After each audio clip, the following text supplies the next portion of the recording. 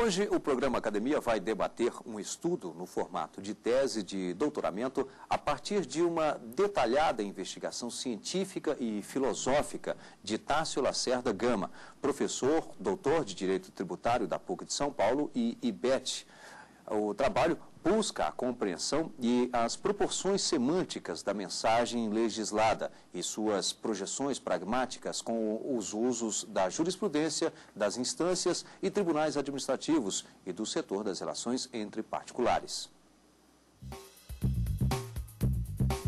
Competência tributária. Fundamentos para uma teoria da nulidade.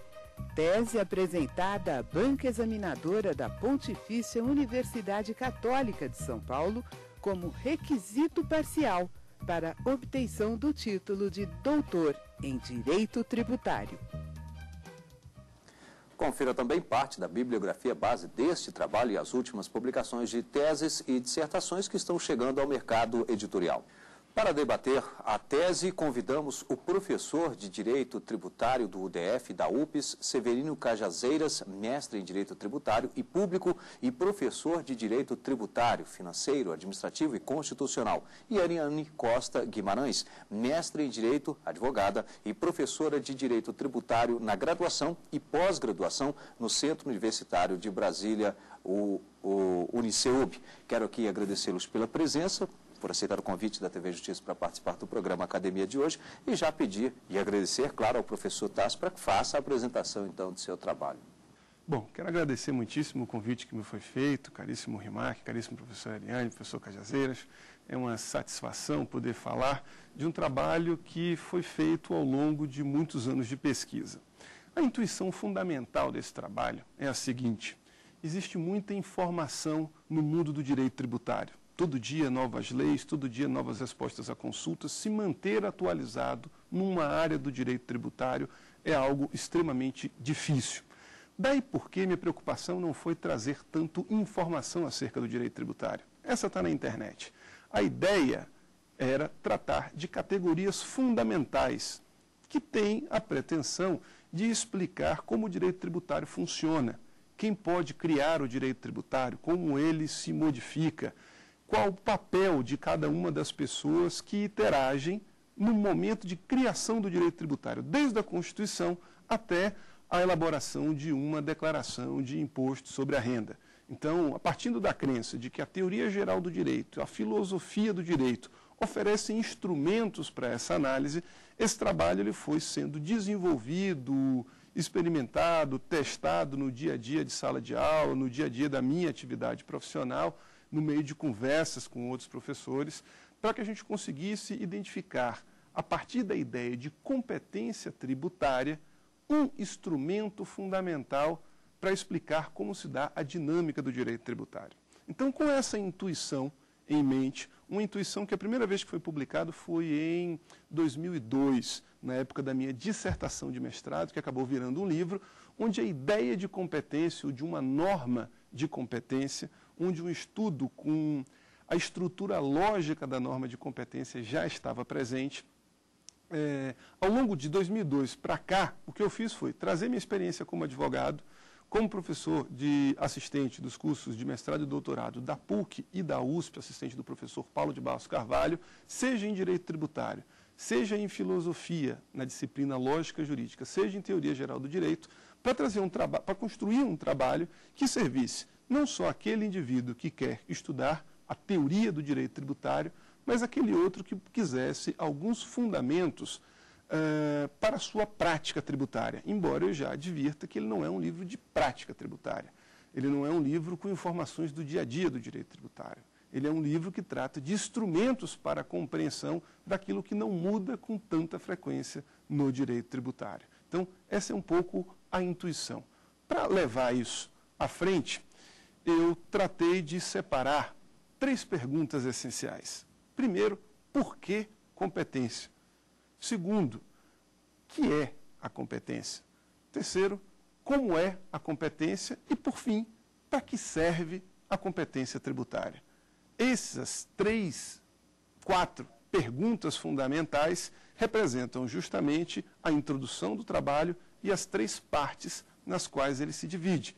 estrutura, que é, sentido, que seria como é, e a terceira parte, que seria a função da competência. Estrutura, sentido e função representam 3 perspectivas para analisar a categoria jurídica da competência tributária.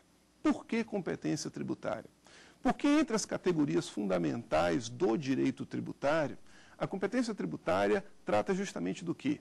Da aptidão que alguém tem de criar uma norma jurídica que disponha sobre instituição de tributo, fiscalização desse tributo ou arrecadação de tributo.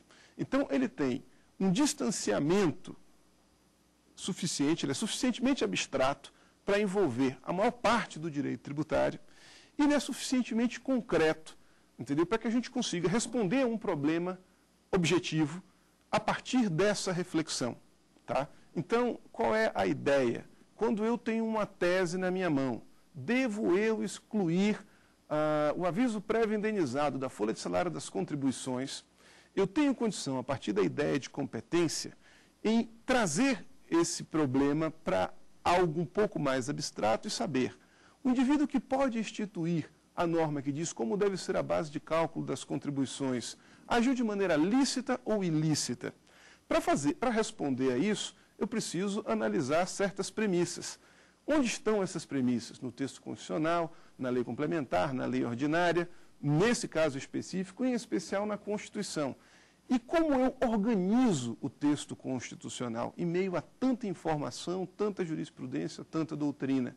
Daí que está a importância das categorias fundamentais do direito. E aí, competência tributária, como ela explica, como você diz como deve ser a criação de uma norma, ela tem esse ponto equidistante. Ela é suficientemente abstrato, mas é suficientemente concreto. Isso por que competência? Como é a competência? É um estudo de lógica jurídica, tratando a teoria da norma jurídica, né, com 2 partes, mostrando que toda competência é a junção entre forma e matéria, ou seja, como eu devo instituir a base de cálculo das contribuições. Quem pode instituir a base de cálculo das contribuições? Ao final desse estudo de lógica, eu consegui identificar algumas perguntas que devem ser feitas sempre que você quer questionar a legitimidade de um tributo, né? Saber se ele é inconstitucional, ilegal.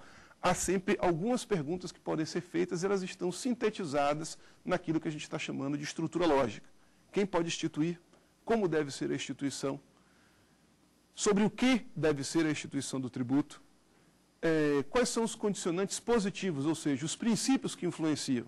Quais são os condicionantes negativos, ou seja, as imunidades que pede a instituição? E quais são as normas gerais? Então veja que existe um roteiro que você pode repetir para a instituição de qualquer tributo. Isso do ponto de vista da lógica. E aí, toda norma, dentro dessa perspectiva, teria uma sanção. E qual é a sanção pelo descumprimento dessa norma? Aí a gente já vai para as sanções de nulidade. Nulidade entendida como categoria muito ampla, não nulidade como nulidade processual em sentido estrito. Nulidade como ilícito na criação de uma norma. Então, qualquer contencioso em matéria tributária, estejamos ou não conscientes disso, é um questionamento sobre ilegitimidade na criação de uma norma. Mudam-se os nomes, mas a coisa continua sempre a mesma. Saber se foi criada uma norma de maneira lícita ou ilícita. Os nomes podem ser inconstitucionalidade, ilegalidade, erro de fato, erro de direito, nulidade, anulabilidade. Os nomes variam, mas o questionamento é um só. A norma foi criada de maneira lícita ou ilícita. Depois eu trago essas categorias para analisar a teoria do ordenamento a partir de 2 perspectivas, que foram pensadas lá atrás por Kelsen, depois revistas por Hart, mas que hoje em dia nós poderíamos chamar da perspectiva do observador e a perspectiva do participante. Que é isso? Participante é o sujeito que está dentro do sistema de direito positivo e que cria a norma. Quem é o observador?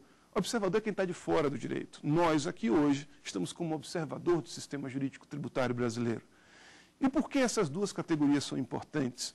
Porque o jeito que se interpreta e as consequências da interpretação também variam fundamentalmente a depender de quem está fazendo essa interpretação.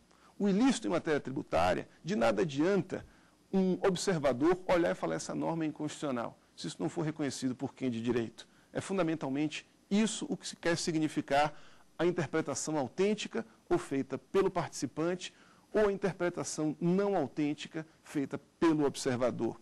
E quando a gente tem essas duas diferenças de ponto de vista, a gente pode ir para as 3 categorias fundamentais do sistema jurídico: unidade, coerência e completude. Partindo da ideia de competência, da norma de competência, analisando unidade. O sistema é uno para o participante, mas ele é plural para o observador.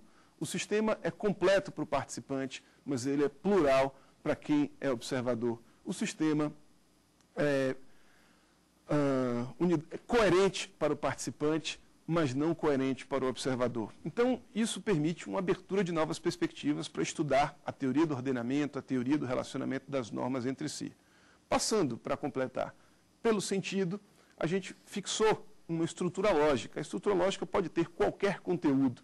E aí o que eu faço em seguida é dar conteúdo a essa estrutura lógica a partir dos 4 principais sujeitos que criam norma no sistema tributário. O legislador, que é o que todo mundo ouve falar, mas o poder executivo, que também cria de maneira própria, quando edita atos voltados à aplicação da lei, ou quando ele exerce uma jurisdição atípica, como faz no caso dos tribunais administrativos, que é a função jurisdicional, só que é atípica porque não é o Poder Judiciário. Da mesma forma, o Poder Judiciário, que exerce uma função judicante típica, mas também uma função legislativa atípica, que nas palavras de Atos Guzmão Carneiro, seria justamente o quê? Quando você edita normas com eficácia, com vigência geral e abstrata. Tá? Quando se faz por meio das súmulas ou como se faz por meio das ADINs, aquilo seria, de acordo com Atos Guzmão Carneiro, uma competência legislativa atípica. Passando por todos esses conteúdos, princípios, imunidades, entrando nas materialidades dos tributos, mas sempre dentro da perspectiva de colocar conteúdo na norma de competência, eu vou para a parte final. E olho para a parte inicial do trabalho. São 3 partes com bastante autonomia. Na parte final, eu faço um questionamento. Para que serviu comentar todas essas categorias? De que isso me serve? Estudar a competência tributária nessa forma, com todos esses conteúdos, serve, em última análise, para que eu tenha na minha mão as premissas para saber se uma norma foi criada de maneira lícita ou ilícita, em outras palavras, se ela foi criada de maneira válida ou inválida.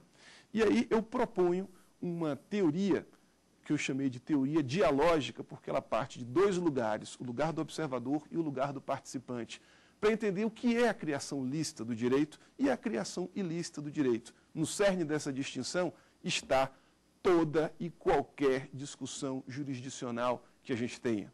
Qualquer manifestação de um tribunal administrativo, do TRF, de um TJ, do Superior Tribunal de Justiça, do Supremo Tribunal Federal, é sempre em matéria tributária sobre essa norma foi criada de maneira lícita ou ilícita.